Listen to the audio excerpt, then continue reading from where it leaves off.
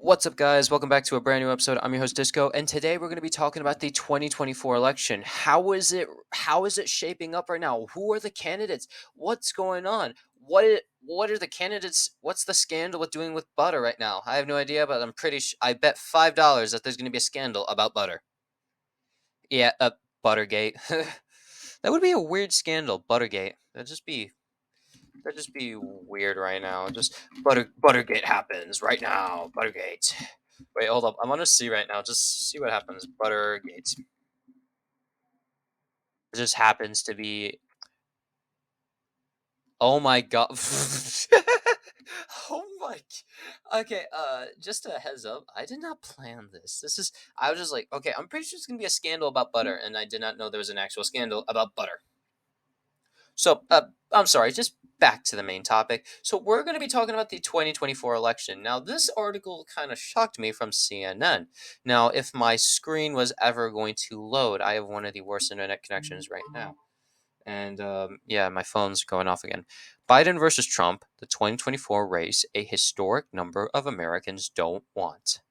Now, here's the thing both candidates are deeply unpopular. Now, they do not favor either candidate. Polls do not favor each, and frankly, they don't. Nobody in the American population favors any of the candidates right now because none of them are good. Respectfully, and that's not coming from a position of like, um, a position that's lenient or that leans more towards one party. It's just the polling number that has been stated.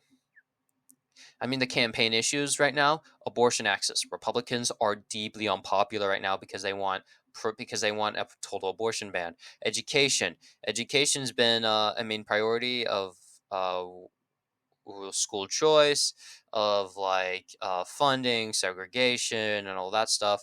Election interference. The Republicans have been hammering on election laws. Basically, um, they've basically been trying to rig their elections, and because voter ID is a perfect example. Voter ID it disadvantages minorities. There's been less early voting because that's very much so a Democratic thing. Economic issues. One of the many one of the issues that Democrats really are bad at like relaying to the American public. Firearms, one of the Republicans' worst stance because they fearmonger about like they're gonna take for your guns when in reality is though 3% of the American population holds about like 90% of the guns. And LGBTQ rights, Republicans have been hammering on fearmongering along with like trans rights, and it happens in the swimming. One of the main things that like kicked it off was like Leah Thomas and in the swimming world after she won an event in the NCAA swimming Division 1 championships. Fair point. I am a swimmer, so I might know a bit. Shoot, now I just sound arrogant. Damn it. But yeah, but basically that's what like it didn't kick it off, but it helped propel it. The best way I can put it. Now we'll look at some of the candidates right now. This is the major point of candidates. Joe Biden, the incumbent president, who was born on November 20th, 1942. God, he's old. He's currently the president. He was the former vice president under Barack Obama and a senator from Delaware. Robert F. Kennedy Jr., who was an environmental lawyer, founder of the Children's Health Defense, founder of Waterkeeper Alliances. Yeah, from the state of California. Marianne Willison from Texas. He's an author, founder of Project Angel Food, and candidate for president in 2020. Now, Joe Exotic, I am not going to talk about him. We're talking about major candidates right now. Now, there's only 3 for the Democratic Party, and I can reassure you right now that I have a pretty good idea that Joe Biden will be the Democratic nominee for the 2024 presidential election. Now, what about this? Now, what about the Republican candidates? Well, there's a lot of them. Doug Burgum, who is the current governor of North Dakota. Chris Christie, the former governor of New Jersey and candidate for president in 2016, along with U.S. Attorney for the District of New Jersey. There's Ron DeSantis, current governor of Florida and former representative of Florida's 6th Congressional District. Larry Elder, he was the host of The Larry Elder Show and candidate for governor during the recall election in 2021 in California. Nikki Haley, former ambassador to the United Nations, former governor of South Carolina from 2011 to 2017, and former state representative of South Carolina. Will Hurd from San Antonio, a representative from Texas' 23rd Congressional District.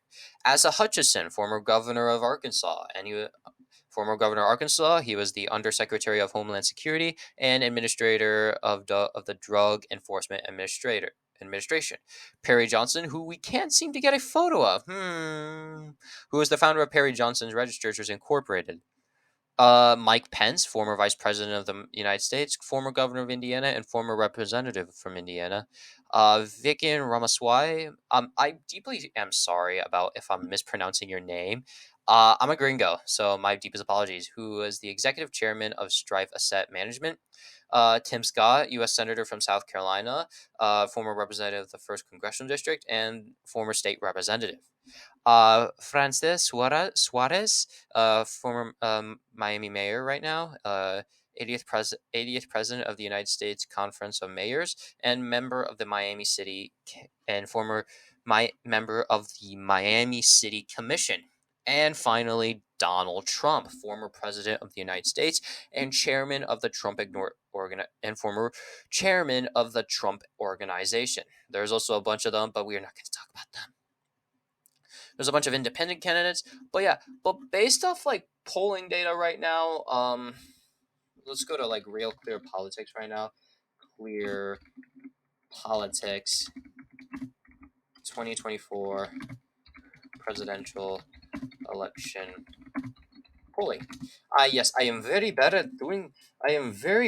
at like getting stuff set up. I just basically wing it. But let's look at the latest polling. June 27th, 2023. Biden versus Trump. Biden beats nationally Trump by 9 points, and then Trump beats Biden in this is a New Hampshire election. But based off in a general election, wow. Oh, wow. I need to read these better. But if you look at this, Biden beats DeSantis and Trump by 9 points. But in a general election, Trump beats Biden. That seems kind of weird. Now, in a general election, they took a poll on Sunday. DeSantis and Biden are tied, while Biden versus Trump is dead even, pretty much 4 points. But Biden has been. But during like June, we can see that these are hold right now. But yeah. Ooh, what about 33? What is this? California and Virginia. Okay. Now, I do need to get some polling data right now. So 538. 538 polling 2024 presidential election. Now, we're going to talk about what the election scenario would be like if it was just basically solely off polls right now. Now, let's just get that going.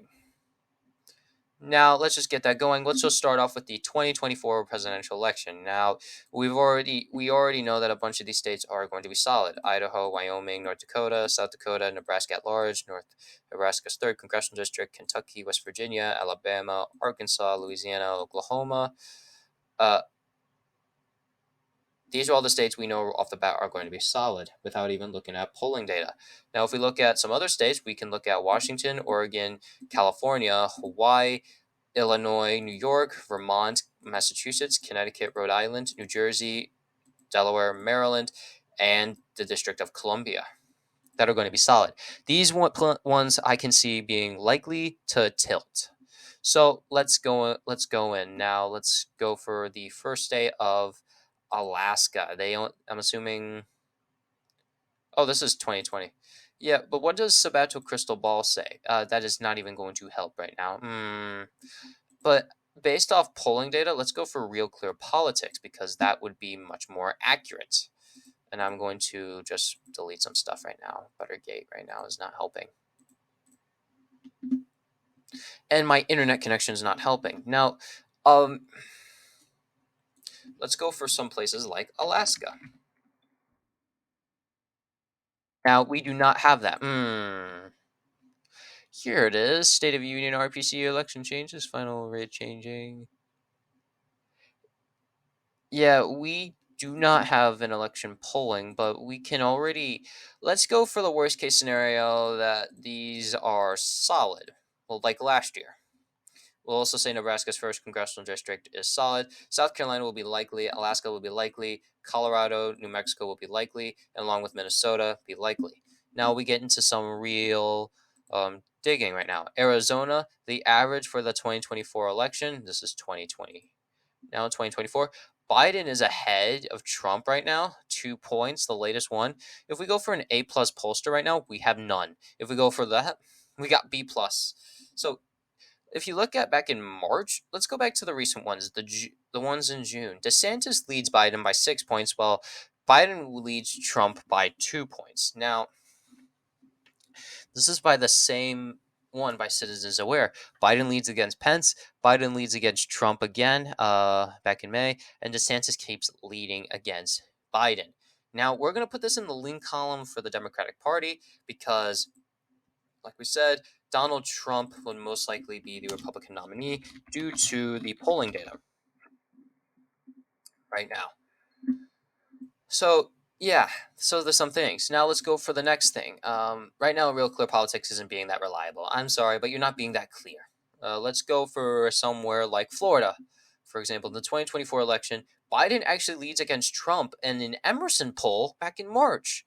That is kind of shocking. And then, so we can already, and DeSantis leads by 11 points in the Florida Chamber of Commerce against Biden, which isn't that great for DeSantis when you think about it. He was ahead of the polls. Yeah, it was the same around. But we can already see that Republicans already taken a commanding lead. So we can already say that is a likely vote, likely Republican. Now for the next one, it will be Georgia. Now Biden. Now this seems to be going back and forth. Now even Biden, Trump, DeSantis takes over, but yet again we're saying that Biden is the nominee. We'll say a tilt Democrat because there's more. It averages out more Democratic. Now we'll go into the next swing state. We'll go into Iowa. It already shows this is very likely. We'll go into the next swing state. What do we have anyone for Kansas right now? Yep, I've already. Yep, never mind. We'll go into Maine. So I actually am going to change it into a solid Democrat right now. But right now we don't have any well, right now here it is, districts. District. Oh, yep, we don't even have any districts. I'm going to say this is a likely Republican because that district has been getting more and more Republican. So let's just say, let's go to the state of Michigan. Right now, so 7 points. Let's just even all of this out. We'll take out this. So let's even it out. So DeSantis is -1 plus 3 plus -2. Oh, right. I can't do that. My bad. So let's say -1 plus 3 plus -2. Then plus 7. Then plus 4. Then plus 2 negative. That's around 9 points. So we'll say around a 9-point lead. Now let's go for somewhere like, we'll actually do Minnesota. There's a 2 and 18. I stand by what I said. Now we're going into Nebraska. Now Nebraska does not have any 2024 election right now. Okay, so we'll put it as it was before. We'll put this as a lean because that district is getting more Democratic. We'll go into Nevada right now. Nevada is a big hotspot right now, and I can't get the. Okay, here it is. Okay, so it is clear that wow, this is okay. This is shocking right now. The leadership in America needs hybrid pack, which isn't very reliable, has Trump leading by only 1 point. If we go to somewhere more like a B plus public opinion strategies, it is Biden leads against Trump, but DeSantis leads against Biden, which makes sense. The better ratings, we've seen that the Biden will lead against Trump more often. So it is probably going to go what it did in 2022 in a tilt column. In New Hampshire, we've already can see that Biden already's taken a command and lead again, but Sununu obviously no. So we'll put this as likely. Well, I'm gonna put Virginia as likely for now. So now if we go into North Carolina right now, this is a back and forth debate. It is based off polling data. It is most likely going to be a lean column, along with Georgia. Now, if we go to somewhere like Ohio, the Republicans will obviously. I'm actually not going to put this in the likely column. I'm actually going to put this in the solid column. Wait, this is. Hold up, my bad. I put Iowa in the Democratic column. My apologies. I'm actually going to put Ohio in the solid column. So now we're going to tech. We're going to Pennsylvania. Now, Kennedy has a lead against DeSantis. Weird. But Democrats overall have a good lead. So I'm going to put this in the lean column. Now, the next state will be Texas. Texas. Now, based off these polling numbers, it looks like it's going to be a likely victory. Or is it? There's a bunch of fives. I see twos. I see fours. I see how many leans are there? There is 1, 2, 3, 4, 5, 6, 7. Yep, there's more lenients. There's more lean columns. Now, what about Wisconsin? I know I'm taking forever. But let's go to Wisconsin right now. It is currently even right now. Trump with a 10-point lead. So there's 3, 4, 5, 6, 7, 8, 9. So I don't sit, but this is from the Trump Make America Great Again committee. So, this has been an A+ rating. But Emerson has a 1-point lead, and the Marquette University Law has a 4-point lead. We'll put this in the lean column. So far, based on polling, Joe Biden will win 319 electoral votes, and Trump will win 219. So it is so far looking pretty dull for the former president. Now, what about this one this election right here? Well, we can already confirm the fact that there will be a bunch of solid seats. Democrats, Washington, California, New Mexico, Minnesota, Virginia, Maryland, Delaware, New Jersey, New York, Vermont, Maine, Massachusetts, Rhode Island, Connecticut, and Hawaii. For the Republicans, North Dakota, 2 Nebraskas, Utah, Wyoming, Indiana, Missouri, Tennessee, Mississippi, and that's pretty much it. So far in the likely column, polls have stated that West Virginia will be in the likely column. The lenient columns for Democrats will be Wisconsin, Michigan, and Pennsylvania. So far, toss-ups have been Ohio, Montana, and Arizona. Lenient will be Nevada, and likely will be Texas and Florida. So far, Republicans are slated to gain 1 seat, while the other ones are leaning so far towards they're toss-ups, but they're so far for the Republicans. What about the House of Representatives? That has generally been a toss-up right now. Well, we would need to go into this because it would take forever. Sabato Crystal Ball, which is what I'm using, has the Democrats at 201 congressional seats, Republicans at 212. Now, that 174 of those are solid for Democrats, 15 likely, 12 lenient, and none in between. 13 of those are likely for Republicans, 10 are lenient for Republicans, and 189 are solid. Republicans have a much better chance now. But remember, a bunch of these seats need to be redrawn. 2 states have to redraw them: Alabama and Louisiana. Louisiana has 6, while Alabama has 7. Now, do the math. 6 plus 7, that's 13 congressional districts right there. Boom! What does that do to the Republicans? That's 199. What if we added the new maps right there? That's 199 for the Democrats right there. But oh wait, I'm gonna do some math right now. So let's see. There are 6 congressional districts there, and we have to minus 2. So right now, 212 minus 11. That's 201 for Republicans. Not a great thing if you're trying to retake. Not a great thing if you're trying to maintain the House. So